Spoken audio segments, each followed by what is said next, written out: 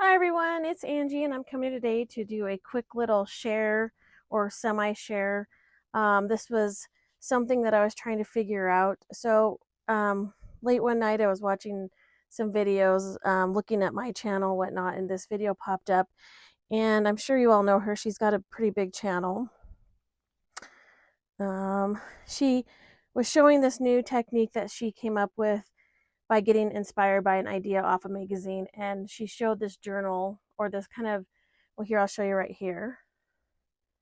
And it's, what's her name? Treasured Books. Sorry for the glare. See how you can see she showed this? Well, she came up with something completely amazing and something totally different by that inspiration. But she was trying to figure out how that book was bound and how it was made. And she had me thinking, like, oh my gosh, I really do like that book, and this would be a really neat art journal to do painted papers and maybe put it together. I think it would look really neat with how it's staggered. And I think I figured it out. I'm not sure. I'm sorry for my dirty mat. This is what I work on. It looks like amazing. Does everybody have this mat where it's gray and amazing on one side and then yucky on the other side? Anyways, so I fiddled around with some paper and I was trying to get the different heights. Now, I wouldn't recommend doing this exactly the way I did it on this particular make, but I did figure out how to do the staggering pages. You are going to need large pieces of paper, but what I came up with last night was obviously a messy binding here. And anyways, I think this is called a Copic, but it's very messy and yucky. And I staggered them like this because I was trying to get different heights, but I would not recommend this. I'm going to do this, and then I'm going to actually just do one with them all bound as one, like one size. So these are going to, the next one, these will all be the same square, if that makes sense, instead of staggering it. This was very complicated and it just was crazy, but I think I figured out how they did that notebook and then how they bound it. And I'm going to explain what I did. So when I was fiddling around with everything, and like I said, I just was trying this for different staggering, but I would not do this. I would not do this with short pieces of paper like this because it just, I don't know. I mean, you could try, it's just, you're going to have to get weird with your stitching and use maybe thicker pieces of paper because this was ripping at the, yeah, I kind of used too thick of a string as well. It was just experimenting. But I like the way that she came up, and I apologize, I don't remember your name. So, Treasure Books. I don't remember her name though.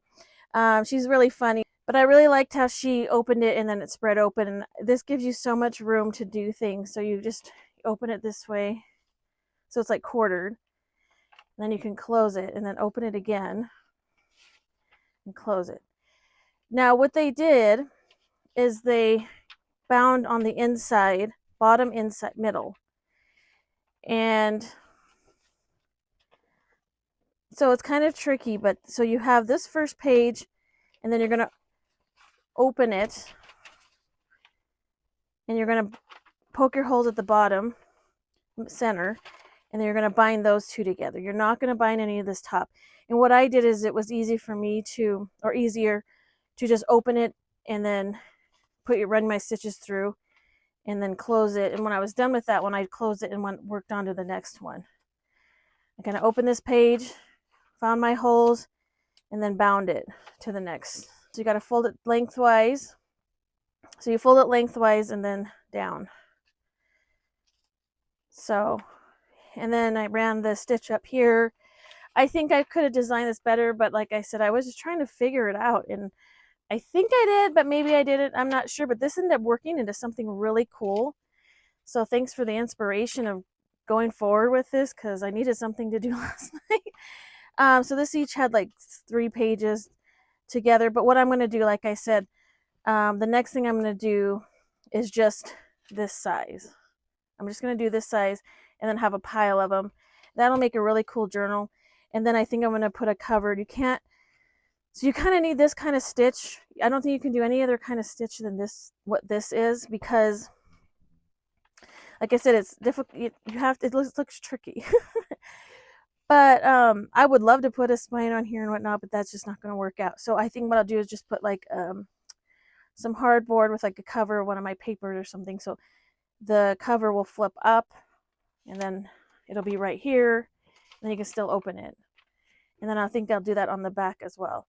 But as for this one, I think I'm just going to do something like painted papers. I'm not sure if I'm going to bind this yet.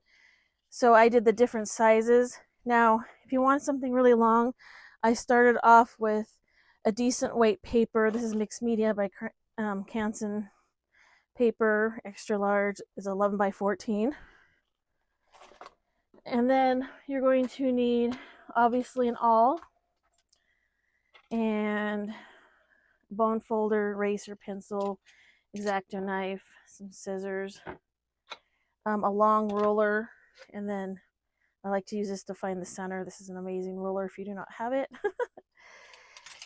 So I'm just going to explain to you what I did, because basically it was just telling you how I figured it out. And most of you know how to bind and do all this, so I didn't think I needed to cut everything. But I will tell you, so the first one I started off, I wanted that thin look, so I had to cut a piece off of there. So I think this is 8.5 by 14. So that's going to be one full length. And then obviously you're going to want to have to fold the next one, and that's going to be a big piece of paper, right? So I just got another piece and added to the length. If you can see that there. So that will stagger to there. And the next one had like this little thin piece, and you want to make sure your folded piece is to your left. All folded pieces to your left, all your open pieces to your right. So this is going to be a fun little one. And again, I had to combine pages together to get this really long piece. So it'll sit up top here. And then this is this is just the regular 14 by, let's see here, by 6. This is about 14 by 6. And then this will go here. Now, I did take this, and this is what I learned how to do to just get their holes correct. You're going to want to start your holes where your second to last page ends up, is what I can see. This is shorter up here. There's not much space. I think if I want to cut it down a little bit, I can. I'll decide that later. But you want to, because you're going to bind all these together. So you're going to start up here, and we're going to run the stitches back up and down with the rest of the pages. And again, like I said, you're going to open this, you're going to bottom center, and then you're going to continue. It does get kind of confusing. I got backwards several times on this one. Down. You open this one. Center down. And then on this one, you're just going to create the holes where the length of the second one is. So I'm going to go ahead and bind these, and then I'll be back to show you what I did. I might paint these first, but I just wanted to give you this quick little idea. If you have any questions, like I said in the comments, I'll try to answer what I can. I hope this is a little bit, if you get the idea of what I was trying to go. I'll show you the picture again just for your reference.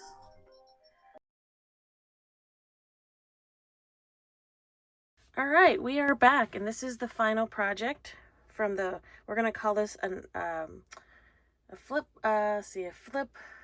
art folio. How about we go with that? That just came at the top of my head, because it turned out to be an art piece, and it's flips, and it's a little bit like a folio. I was inspired by, the paintings were inspired by Frida. She's an amazing Mexican artist that she is no longer. She has passed away, but I've always been inspired by her colors and her rich colors and painting and whatnot. So I wanted to do something. I want to do a journal about her. That's been on my mind for a long time, but for some reason that she just appeared in my mind again, and I thought, this is what I'm going to do. I'm going to make all the painted pages and then bind them. So that's what I did do. I laid them all out first. We'll go through everything, but I laid them out first, painted them, and then folded them back up as they were. I have a few tips. Like I said, this was inspired by Treasured Books, and I'm so sorry, I still can't remember. Can't remember your name. But if anybody does know her, I will comment and let her know that I did figure out this idea. Maybe she'll like to give it a go. Like I said, she came up with this really cool idea off of an idea, and so go check that out. And I also have to correct the stitch I used. Like I said, I don't use many stitches. I use the 3-hole pamphlet stitch most of the time, or I just put my pages in with elastic. But this time I used a kettle stitch. It's called a kettle stitch. This was a messy kettle stitch, so don't go by this one. Anyways, this was what I came up with on trying to figure out the idea. This is like the prototype, I guess. And I did advise, just do not do this. It's very, not only did I say it looks wonky, it's just not, I don't know. It's a kind of a messy thing, but it holds. And if that's your thing, you do you.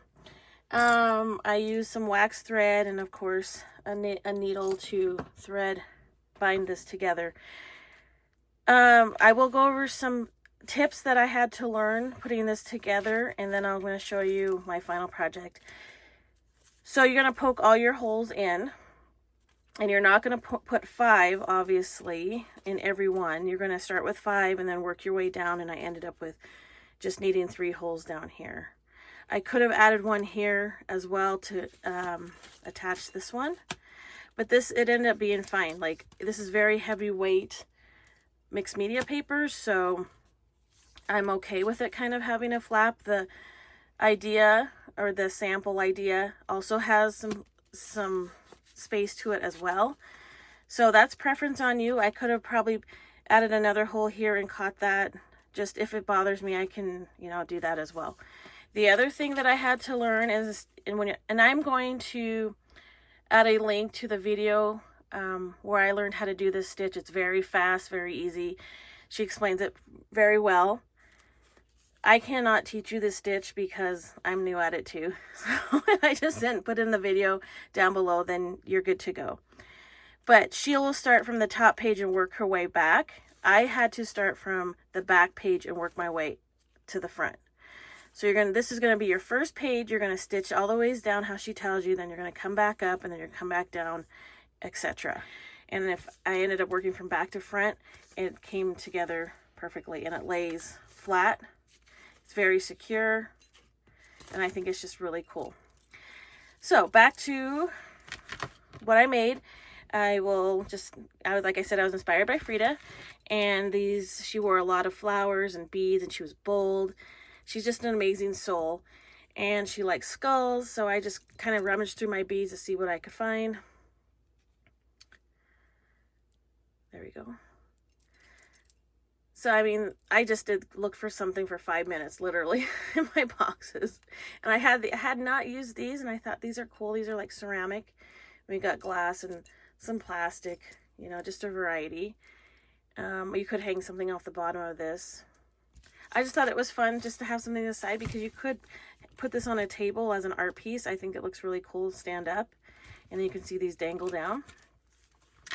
But I'm also inspired by quotes. I love quotes, and she has a lot of great quotes. And so I picked out most of her quotes and then I wrote them. So how this laid out was, we'll have the front of the painting and then the back of a painting, front of a painting, and back of a painting. That way it gave it kind of different depths, and then I could include her quotes on the outside. So when I put it together, I thought that looked really neat.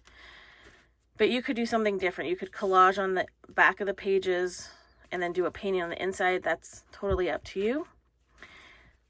So this is one of her quotes, and then that quote continues here, and then we'll open it to see the painting. This is just like a bundle of leaves. And then you're just going to fold that back down, flip it over, and then you come to the skinny one. And you don't have to make these skinny. Like I said, I just was trying to kind of replicate that notebook or book folder thing. So this is the painting, and I'll show you the back when we close it. And then there's a quote here. This one I was working, I worked it over a lot, and it was starting to get weak at the spine. I might put something different, but this works for now. And then you can see the stitches running down the center. And then here's the back of that. And then here's another quote. And this one turned out to be my probably my favorite painting. So it's kind of like a surprise inside. Kind of like, you know, just an art book for the coffee table, and then you have like your paintings on the inside. The bird turned out really well. And I'm not I'm not much of an artist when it comes to drawing. I just kind of wing it and go with it. Okay. Oops. And you bring that down, and I forgot to add some quotes here or something, or maybe I ran out. I'm not sure, but I could do something different. Maybe more quotes. We'll see. And then you just put that down. Like I said, it opens up flat, and then we ended with a bunch of her quotes here. And I just, like I said, I just painted it, and then there's the back. So you have this really cool art flip folio. That just looks really neat on a table because it actually invites you into what's inside, I would say. So yeah, I would really hope you guys give this a try. Like I said, I hope what I shared can get you through it. If not, please leave me a comment if you have any questions. I can try to help you. This is new to me as well, but I think I'm definitely going to make more to the liking of this kind of size. I think just the square, doing all quarter of a page and then stack them up. And if you do this, you don't need to start from back to front. Follow the kettle stitch exactly how she shows you. You start from the top and then work your way to the back. If they're going to be all one size, that makes sense. So we'll just eliminate this. They're going to be all of a quarter, then you're going to start exactly how she shows you, and they'll bind perfectly.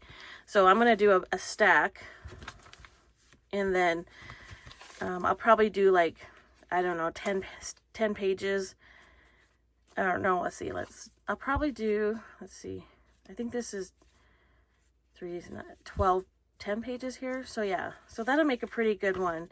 If you do 10, I would go 10, because that'll be pretty thick, because you're going to have all this. Well, I'm going to put a cover here, but you're going to have all this space to do journaling, personal journaling, doodling, painting, abstract. You'll have all this to work with, and then it's going to become this beautiful piece, you know.